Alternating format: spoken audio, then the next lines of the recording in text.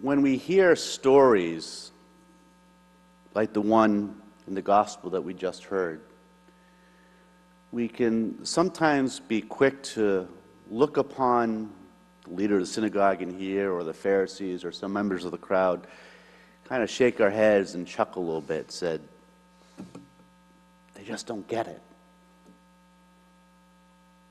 Now, we forget that we have the benefit of 2,000 years of the gospel being preached to us, because the large majority of people at the time would have been troubled by Jesus' actions exactly for what the leader said. What the leader was saying at the time was not unreasonable. This is how we work. This is how society worked. If you stop doing that, what's the difference of everyone just doing whatever they want anywhere else? He couldn't see any difference between that.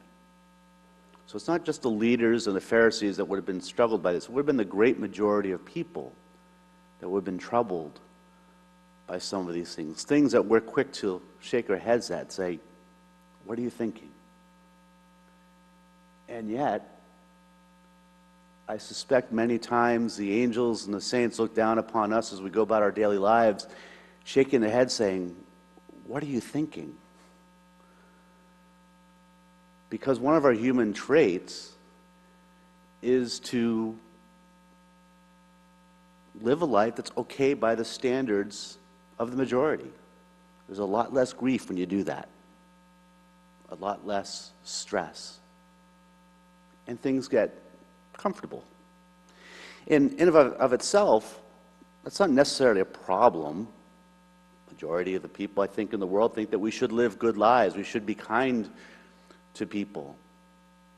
And there's an order that happens when we live that way. The problem is when the majority puts themselves in the spot of determining what good is and what fundamental truth is. St. Paul's words today, at least the beginning, would be readily accepted by most people in our world, I think. Well, most rational people, I would think. Be kind to one another and compassionate. Great. What a great message of St. Paul to the people, don't you think?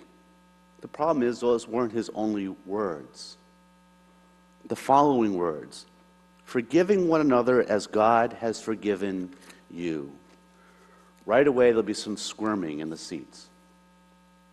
And there probably should be. Because one of the common thoughts out there is there's an okay if you don't forgive because it's too hard, because it's too much of a change, and how can you forgive certain actions? Some people have been hurt horribly. How dare we expect them to forgive?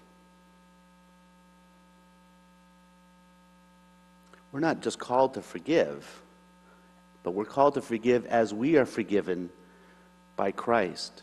That means absolutely, freely. It doesn't remove the consequences of actions that we may have to deal with, but it restores us to a relationship with God. And why are we called to such a radical way of life? Because, as St. Paul, once again, 2 days in a row, is calling us to be imitators of God. Not just imitators of God, but to live in love. And not forgiving doesn't allow us to move on. It becomes a huge huge obstacle in our relationship with others and our relationship with God. Living in love is a challenge. It's a mature love, not simply falling in love with all its warm fuzzies. Living in love takes work. It puts the object of our love above all else, even our discomfort in forgiving others. Falling in love, there's still a focus that's on us. Being an imitator of God, as St. Paul calls us to, takes the whole person, not just parts of us, and not just that we're comfortable with. It's certainly not an easy thing to do, but that's why he gives us the graces we need in the sacraments and in our prayer, the inspiration of the saints, and the teachings of our family of faith, that we may walk with the Lord each and every day.